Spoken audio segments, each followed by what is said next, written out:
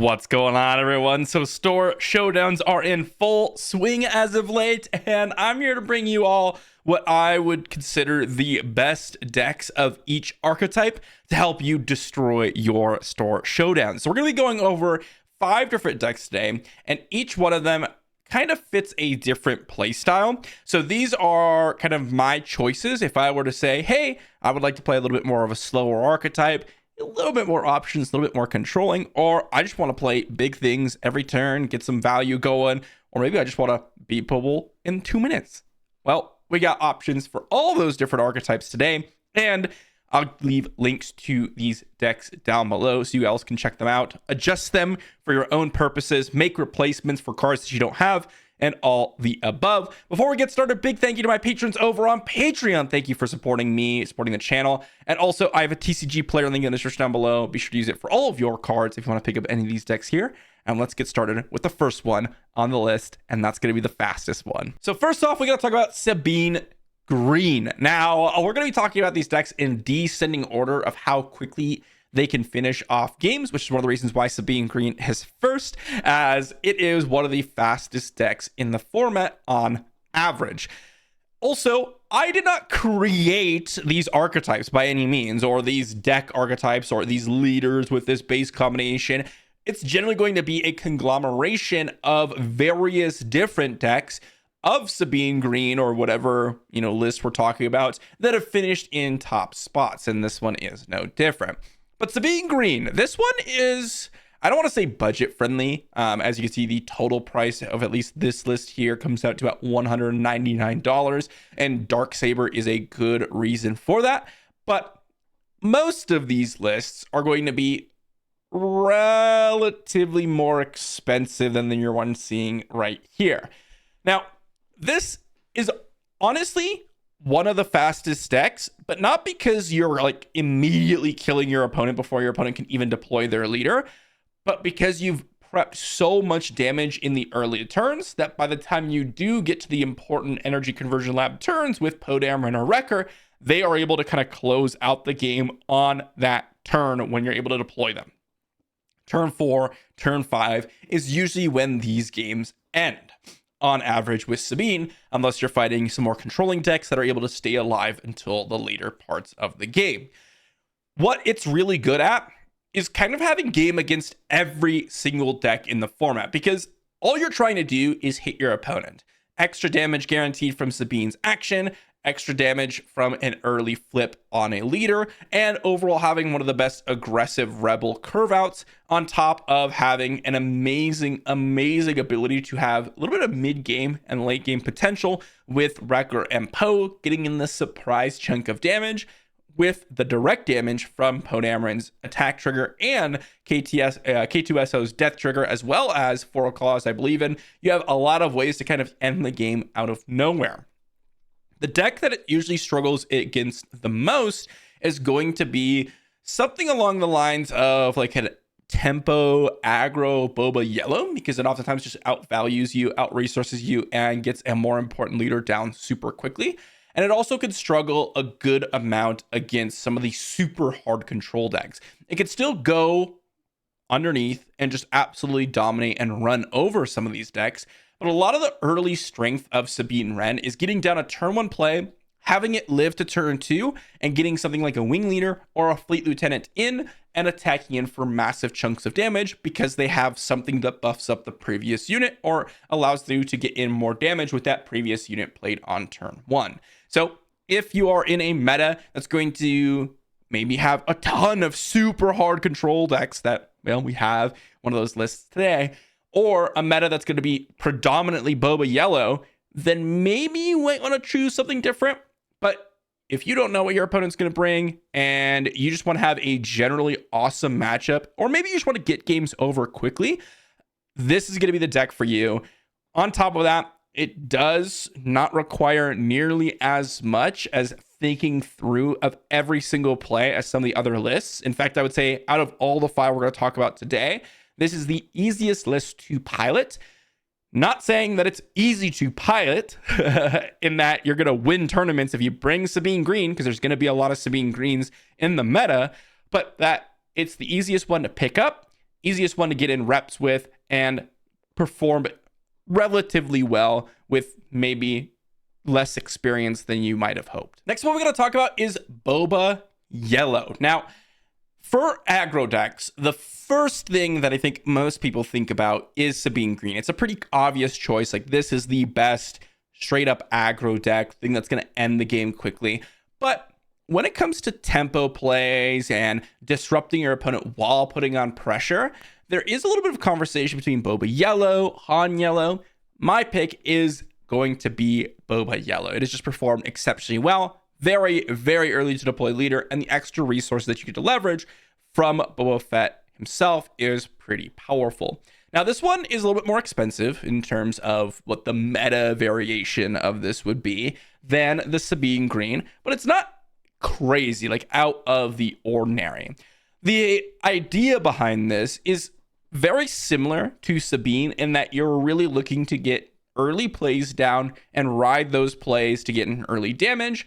But rather than just back-to-back deploying a threat, getting in damage, and then having direct damage to finish out the game, Boba Yellow generally relies on getting down pressure and then disrupting your opponent to a point where, even though that pressure isn't exceptionally strong, like a Poe hitting for 8 or whatever, the 3-4 damage maybe adds up every single turn. And then by the time you flip Boba Fett, you've dealt with a lot of your opponent's threats, and you just get this massive swing of damage on a single turn, generally allowing you to finish off the games the turn after or the turn after that. So you're looking at roughly around turn 5, turn 6 is when this deck will end the game. So usually about a turn after Sabine Wren wants to win games. And that's mainly because one of the big finishers in this deck, Fett's Fire Spray, 6 resources. Yes, it can attack, but doesn't attack for nearly as much. And what you'll notice is pretty much across the board, you don't have these specific synergies like Sabine Green does, where, oh, I play a rebel unit, I do something else, I trigger some rebel synergy, I attack in, I get direct damage, whatever it is. This is more about playing kind of obnoxious to deal with units or things that also attack your opponent's hand or attack your opponent's board. There are various options for this. I have found that Bodhi, while a lot of people were playing less Bodhis, because of more people interested in playing a lot of events and a lot more soft/hard control decks, having this guy as your main deck option to deal with that has been pretty strong. But of course, depending on your meta, this can change drastically. This deck really struggles against the hard control decks. Sabine Wren can still have a pretty good game. If I were to give like a percentage amount, of course, this really depends on the control deck. You probably have like a 40-45% chance of winning versus like the 55 to 60% chance that the Bosk Blue decks, for example, would have, or other hard control decks may have. Boba Yellow is a decent chunk under that. Again, if I were to give some sort of percentage, 35, maybe 40%, because you are relying on these disruptive elements, and in some cases things like Waylay or things like Cantina Bounce are just giving you less value, because you're not putting as much pressure on your opponent, you are going to struggle a little bit more in terms of closing out games, especially since you don't have any form of direct damage realistically with things like your early threats having to ready up before they can attack, or just not having events that are going to immediately hit your opponent, or the fact that your events must first buff up a unit, then attack with it, like Cunning, all of which struggle a lot against control decks, but you still have a very solid game against a lot of the mid-range decks out there, which we'll talk about in just a moment. Decks that are trying to get more value out, you're able to kind of return those to their hand or get them out of the way, which prevents them from trading with your early units because they have such expensive options to be playing. And it also does pretty well against the hyper aggro decks like Sabine Green, again, because you can disrupt some of their early plays while also going ahead and having an extremely overstated leader coming down extremely early to deal with some of the threats that Sabine might have. That's going to be your tempo aggro deck. Let's move on to the next one. Next one we're going to talk about is what I would consider the best mid-range deck that we've got so far in the game. This one comes in at $280, and that's because we got some powerful threats, including Darth Vader's in here, driving up the cost. As I said, Sabine, not a cheap deck, but still one of the cheaper ones to potentially go for. Boba Green here has been consistently popping up in the meta over and over and over again. Had a brief kind of disappearance at the beginning of set 2. Even then, we still saw it every once in a while. But certainly over the past month and a half, it has definitely had a really solid showing because it performs really well at dealing with a lot of the things that was in the format for a while. Now, again, lots of different variations on Boba Green. One of the big differences between set 1 and set 2 is that now we are running a 30 HP base. And the big reason for that is that we're not really worried about trying to ambush early units or going for that like turn 4 Steadfast Battalion plus Boba Fett turn to try to close out the game or get some really valuable leader kills. This deck is looking to end the game. Usually the turn that Maul comes into play, slash the turn after that, or even the turn after that. So we're looking at like turn 6, turn 7s, turn 8s is when Boba Green is really going to be closing out the game. And even then, that could be even a little bit too early on average, because what you're trying to do with this deck is ramp in the early stages, go for a little bit of disruption. We have things like Cloud Rider, Greedo, and Salacious Crumb alongside Maclunky to deal with early threats. We got the Super Laser Technicians and resupplies to get into that later portion of the game to maybe deploy Boba Fett early. One of the nice things about Salacious Crumb and Greedo is that because they cost 1 resource, you can oftentimes make a play like, I'm going to play a Cloud Rider on turn 1, kill your guy, play a Greedo after. Something like that can very frequently happen. But then as soon as you do get to the Darth Vaders and the Mauls of the world, that's when you really start to turn a corner. Darth Vader comes down, kills something, you get a 3 resource play, like a Boba Fett, or a Super Laser Technician, or a Crumb, or a Bazine, or a 7th Fleet. And then Maul comes down, or maybe even Maul comes down, kills something, and then something else takes all the damage. Heck, a Bazine Natal that's already been played. A 1/3 can absorb all the damage that Maul sticks around, which is really nice. And then maybe if you do happen to get later on in the game, your Reinforcement Walkers can help you draw some cards, heal up a little bit. But this deck is really, really solid overall. There's nothing crazy about it. Quintessential mid-range is all about playing high-value units. It's just outvaluing your opponent with sheer power. And this deck does a really nice job of that. Early on, you disrupt a little bit, ramp, then you play big things, and you get to go ahead and outvalue your opponent. This is definitely an extremely powerful list and has actually taken the finals spot. In fact, one of the tournaments we had recently, one of the cash tournaments, had double Boba Green in the finals. So it really does have a solid matchup against what you kind of expect. Sabine Green is a deck that this deck usually does well against if you have some sort of combination of Greedo, Crumb, Maclunky. No Good To Me Dead can really stall out that matchup. It does pretty good against the tempo decks because you're not really relying on early plays to trade off, right? You bounce your own stuff. You have exhaust potential. Cloud Rider comes down and immediately ambushes. So does Bosk. The only thing can be a little bit tricky is if you get like a Super Laser Technician and you're relying on that. But even then, your Darth Vaders can come out and really close up the game. Not to mention, Boba Fett really does well against, a lot of different decks just because he deploys so quick. The decks that really do quite well against Boba Green are the decks that can go a little bit bigger than him, or just straight up completely outvaluing him. So, for example, your soft control lists, the hard control lists do pretty well against your Boba Greens. Not crazy, like not absurd, but does have a reasonable matchup against them. It really depends on how many Darth Vaders you can end up drawing, if they end up drawing Super Laser Blast to clear up the board, but there are ways you can sneak under them. The soft control decks in particular are decks that Boba Green does struggle against because you're kind of playing the same decks, but oftentimes the soft control lists have options to deal with a lot of your late game threats on top of being able to put on some early pressure while going ahead and outvaluing you at the same time, which is a little bit strange, but we'll get to that in just a moment. Next list we've got is the Han Blue list. And as you can see, once again, another $280 deck. This one I was debating because right now we've got Sabine Green, we've got double yellow Boba, Boba Green, which all decks have just performed exceptionally. But I was trying to figure out what deck I wanted to put in this specific spot. Did I want to put a ramp deck like double green Palpatine? Did I want to put like Kira Green? Did I want to put Han Blue? Because these decks are oftentimes pretty slow going. They play a little bit more of a controlling role. They're trying to get to the late game. All three decks have that in common. A little bit more so than even Boba Green. Like, Han tends to end games when Crate Dragon comes down, which is 8 resources, or like the turn after that. So it's like turn 8, turn 9, turn 10s.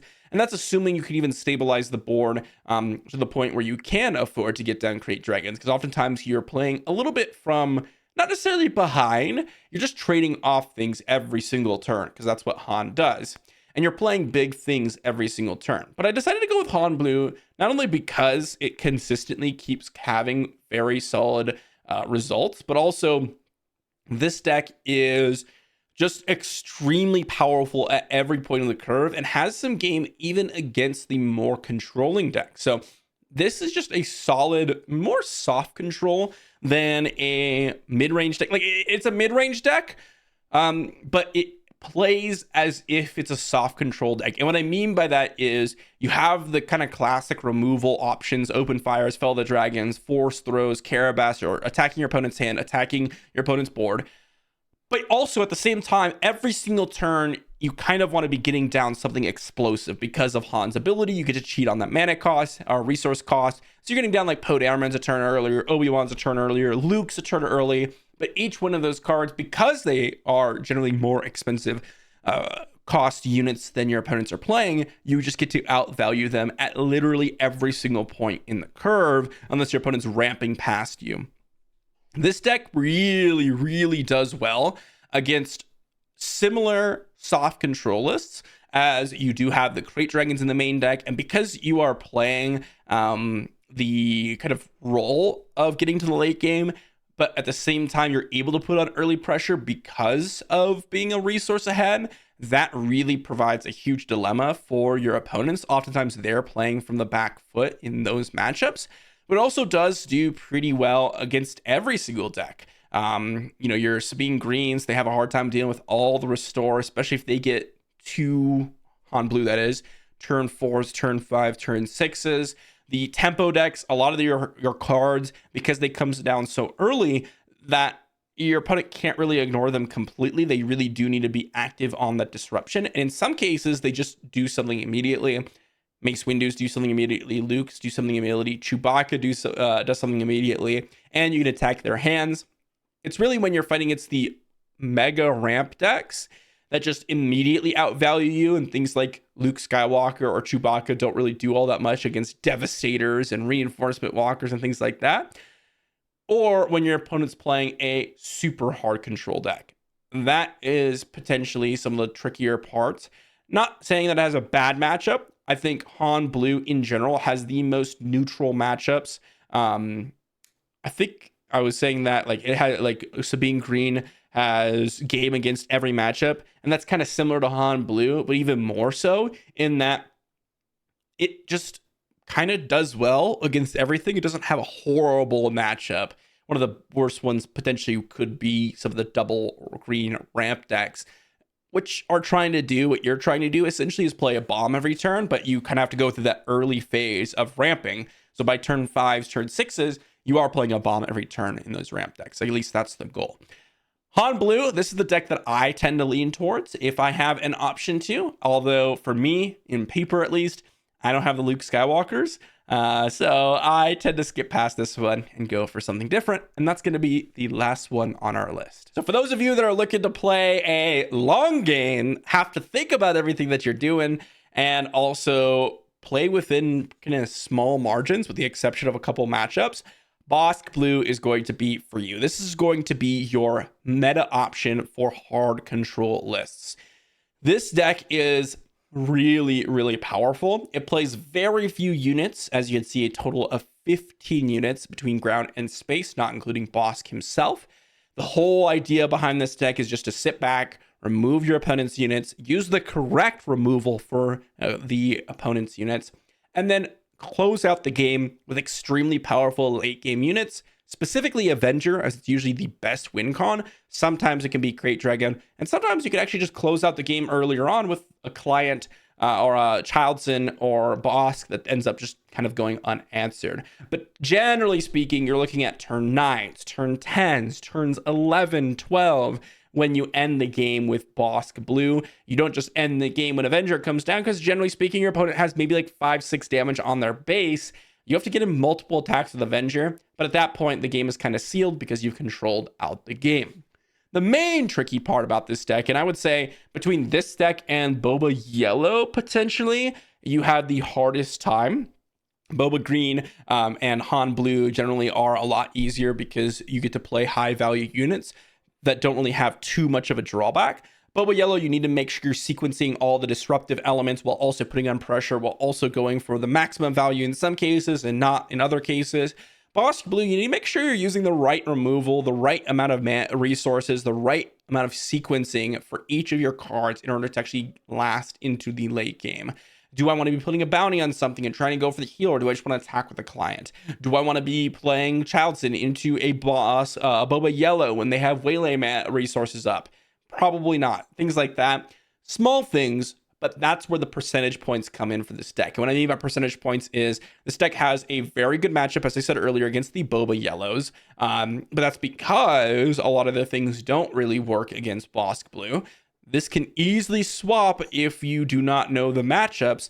Out of any deck, this is the deck that really needs to know what it's fighting against and how to play against what you're fighting. So not deploying Bosk on the turn 6s or turn 5s against Sabine Green so they can't hit you for 6 with a Wrecker. Making sure that you're not going ahead and using your make and openings if you're fighting against a yellow villainy deck, expecting Lurking TIE Phantoms to come in. Knowing when to use Entrenched on a unit where they make sure you can't, or they can't get in damage into you, but not doing it all the time to the point where you can't actually get value from the units you are playing because you've entrenched their units, making it so large, and its only option to kill your units, kind of, well, the baseline standard thing to do. Knowing when to slow roll your super laser blasts and not. All of these things are really, really the difference between, okay, hard control is good, it's just not impossible to beat, to feeling like the hard controls are impossible to beat. And that's mainly because you need to have a lot of mental fortitude, because not only are all these different things the case for control decks, it's also just the deck that takes the longest. And unlike, Bosk Blue or Boba Blues, I said Boba Blue, Boba Yellows, and Sabine Greens, where you're able to get in and get out quickly, kind of reset your mental. This is something that you're going to probably be back-to-back matches if you are playing in a store showdown, which is something that you do have to keep in mind. However, as I said, if you fight against those Boba Yellows, there's not much needing to think because it's a really good matchup. The soft control decks, generally speaking, you do decently into them. They can be pretty even. The more mid-range decks, you can oftentimes deal with every one of their threats. You have a lot of healing to deal with Sabine. It's really when you start fighting the super hard control decks, similar to Bosk, but more specifically like Afra Blue, Vader Blue, which go, again, slightly higher than Bosk. In terms of value, that's where Bosk really struggles. And I'll say this, it has a pretty good game against a lot of the meta decks. It's the off-meta decks that actually take down some of the Bosk Blues of the world, because some of these off-meta decks you aren't prepared for, and control decks tend to have to be prepared for everything. And so that's why we have a lot of ways to deal with aggressive focus decks, because that's one of the most popular things in the meta. But that's going to be the top 5. Let me know in the comment section down below if you are going to be the more aggro player, maybe just taking a second to disrupt your opponent, or maybe you just want to go full value, play your things every single turn with Boba Green or maybe Han Blues, or you want to take it nice and slow and control the board and feel like you have the game on lockdown before you close out the game. These are some of the decks that I would consider to be top of the meta in general, but also just my picks for kind of the best options depending on the deck type that you want to play. Of course, if you're someone like out there that thinks, oh, well, I think Kira Green is more of a soft control list and Han Blue is more of a mid-range list, then maybe you're like, okay, I should play Kira Green if I'm going to play soft control. But that's, of course, all up to you. And of course, there are different options for kind of using what you have. You know, you don't have to play the full 3 of Super Laser Blast. You can play 2 of and Search Your Feelings, for example, which would cut a significant portion of the deck price off. There are some kind of non-negotiables, and real quick, I kind of would like to go through that with each of these. I think for boss, generally speaking, you really want the client, you really want Avengers. Both of these are extremely important for their game plan, and you kind of want the middling pieces. Most of these are pretty cheap. I think Vigilance is one of those where you don't want to skimp on. I think this is one of those, Boss Blue that is going to be one of those decks that you really can't change up all that much. For Sabine Green, the cards that I would really want to have are going to be kind of the core Rebel Aggro package, which is relatively cheap, and Wreckers. Podameron can actually be cut, as it's significantly less kind of game ending as Wrecker is, but Podameron's still a crucial part. But if you wanted to go way cheaper, cutting the Podamerons will potentially cut off, like, I think they're like $30. You could potentially cut off like $100 off of your total deck price if you just don't use the Podamerons. With the Boba Yellows, for the most part, the cards are pretty important. I'd say the one that you really don't want to be skipping is Cunning, as it's one of the more expensive cards, but you really can't cut that, as it's one of the most powerful cards against most of the matchups. One of the reasons why it's really good against Sabine Green. You could probably get rid of Boba Fett unit, although it's really strong. It is also absurdly priced, so you can replace that with like another copy of Toro or get other 3 resource plays that is relatively tanky, but it will be a hit to viability. In Boba Green's case, this is another one of those where, yeah, you can make some changes, but it is going to weaken the deck significantly. The 2 most expensive cards are going to be Darth Vader and Boba Fett. I would say first take out Boba Fett and replace this with something else, like Phase 3 Dark Trooper is a reasonable option before you get rid of the Darth Vaders, because Darth Vaders are the finishing conditions for this deck, so I would definitely not recommend that. But you can definitely get rid of the Boba Fetts and do something there. In Han Blue's case, similar to Boss Blue, I would say that this is one of those decks where you really do want to be playing something ahead of curve every single time. I'd say one of the cards that is kind of varying between each deck are going to be the Podamerons and Rays. This 5-drop slot has changed drastically. Some decks really love Poe, some really love Ray, some don't like any of that. The cards you really don't want to be cutting are going to be the Luke Skywalkers, the Crate Dragons, the Chewbacca's. This like core top end really doesn't want to be touched at all. You could potentially also cut K2SOs. That's a decent price tag on it, generally speaking, and play another 4-drop in that place. But overall, this is another deck that really doesn't want to change up too much. So yes, there are some replacements, and of course, those are just kind of like the non-negotiables in what I would consider the meta versions. But you can also just play an off-meta version. It doesn't have to be the absolute best version of each of these decks to do well, as we see all sorts of fringe decks end up topping cash tournaments, topping store showdowns, and etc. So don't be worried if you feel like, oh, I don't have a complete deck. I remember for me, the most amount of cards I have is for these hard control decks, and I had like 1 Super Laser Blast. I had 2 Avengers, 0 Crate Dragons, and I still did very well with this type of archetype. So you could definitely get there without having to go all out on the price tag for some of these decks. And of course, at the end of the day, if you want to go something budget, my recommendation would be Tarkin Yellow if you want to bring that to your store showdown and really crush it. Thanks for watching, everyone. Hopefully you enjoyed, and I'll see you all for the next one.